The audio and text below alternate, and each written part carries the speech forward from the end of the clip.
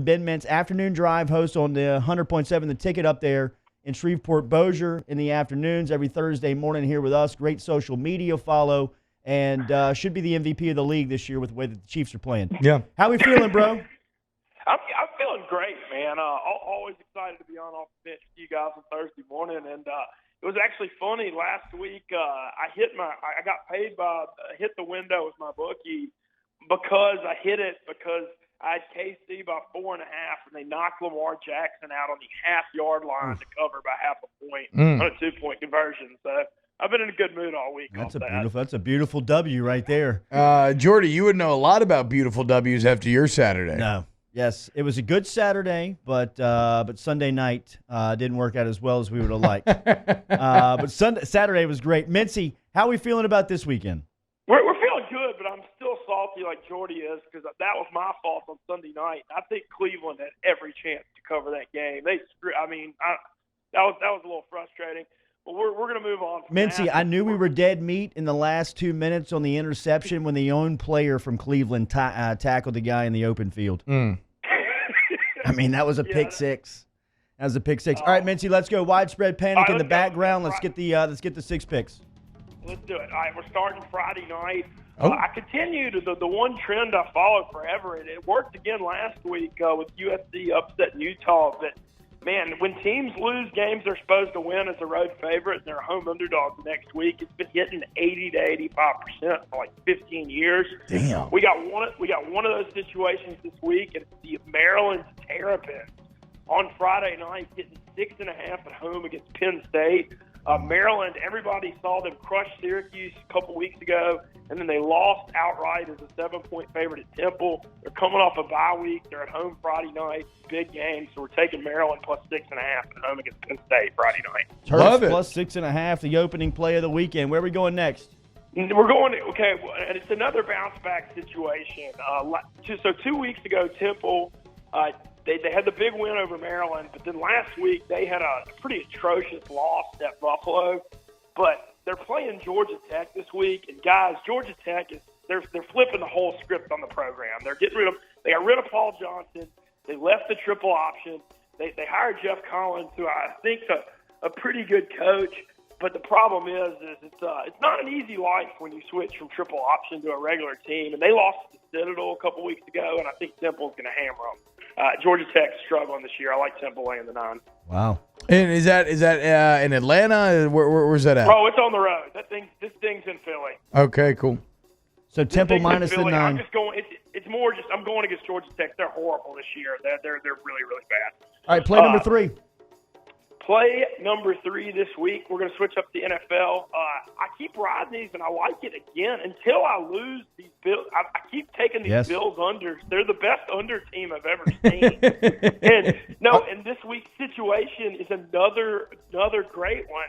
The Bills are playing New England Patriots as a 7-point underdog at home. But this is last year I took the under in this game on a Monday night. The final score is 25-6.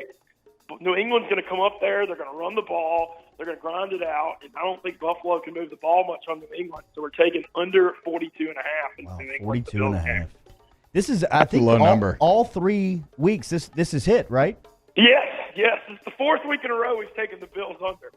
Let's ride it. Hey, don't forget, Bills are 3-0. Sneaky 3-0 team right now. Another team you'll find out how for real they are on Sunday. Yeah. All right, where are we going? 4th pick. Next up, we got the Minnesota Vikings are traveling to play the Chicago Bears. It's a big afternoon game in the NFC North. Both teams are 2-1. Public's kind of hammering the Vikings here for reasons I don't necessarily know. I just don't trust Kirk Cousins on the road. I'm not saying I love Trubisky either, but I do like the Bears at home playing the 2.5. So we're going to take the Bears minus 2.5. Bears minus 2. All right. And finally, I've got one. I've one college game I forgot. I'm just running it down my phone. My bad. I screwed this up. I didn't screw up, but I just got to mention it. One other college game I want to mention. Notre Dame fought Georgia last week pretty good. I got to give them some credit there. I got to give them a little bit of credit on fighting hard there. They're hosting Virginia as a 12.5-point underdog this week. But I'm a big fan of Bronco Mendenhall in Yep. Virginia. I thought he was a good coach at BYU, and he's got a dual-threat quarterback in Bryce Perkins, who I like a little bit. And these Notre Dame teams, they play a lot of close games. They're not very good at covering big spreads. They tend to fight as an underdog, and I like Virginia plus 12.5 up at Notre Dame, off Notre Dame having that tough game against Georgia. Not a little bit of a letdown, but just a game that I think is going to be competitive. Watch out for true freshman running back for the Wahoos, Michael Hollins out of University High. He is slowly becoming their feature back. Well, Virginia's a pretty solid team. They're Yep. up to number 18, so I like them plus 12.5. And the final game of the week, this is the one I like the most, actually. We're calling it the Shreveport Super Bowl up here, guys. I mean, y'all have no idea what the Dats in Dallas and New Orleans, and it's the biggest thing you can ever have up in Shreveport. That's for sure. Dallas is a 2.5-point favorite against Teddy and the Saints. I don't really have an opinion on that. I have a strong opinion on under 47 in this game. Last year, this thing was a 13-10 game in Dallas. And as great as that Saints effort was last week, it still required a special teams and a defensive touchdown. I think this week that the Dome crowd's going to be loud. The defense is going to fight hard, but I'm a little concerned right now, other than Mike Thomas and Kamara, about the Saints offense. Jared Cook's not giving them much, and I think I just think this is going to be a lower scoring game. We haven't even talked about Jared Cook, dude. By far the most disappointing part of the Saints season thus far. What's that number been on that under? It's 47, and the public's 84% on the over. And I look, don't get me wrong. I mean, I think the Saints can win with Bridgewater, but you're looking at, last week's game got a little higher scoring because of the two extra touchdowns, and then Seattle threw it 50 times from behind. But I think 47 is way, way too high in this game. I mean, I think this is going to be like a 20-17 type game. The window opens on Friday night for Mintz's picks as he likes Maryland at home plus the 6.5. He likes Temple on Saturday -9 versus Georgia Tech. Staying on the Buffalo Bills under. Bills and Pats under Bills 42.5. Mafia, Likes Virginia in another college game. Virginia's taking on Notre Dame in South Bend plus 12.5 for Wahoo there in Virginia and Bronco Mendenhall. He likes UVA. And then Chicago Bears. The Bears after a Monday night win versus Washington. Washington's terrible. Bears at home -2 on Sunday. And then the Dallas New Orleans under the 47. Ben, are you making it to the game Sunday night? I am not making Sunday night. I'm saving all my. See, there's this huge New Orleans stretch, and especially now that Auburn, looks so good. Jordy brought up that LSU, Auburn, Saints, Cardinals, and Warriors Pelicans stretch that's coming in late October, and I believe I'm saving my resources and finances for that run. It makes sense. It's a great run. Voodoo Fest that weekend. Widespread Panic playing on Halloween at the lakefront. I mean, good Lord. The Dancing Nun will be all throughout the Crescent City. So that's the thought. Had a big time. Did y'all see the controversial call in Oxford? I went. To I was going to ask you about that, Ben. How you feeling, man? What's going on? Y'all played good.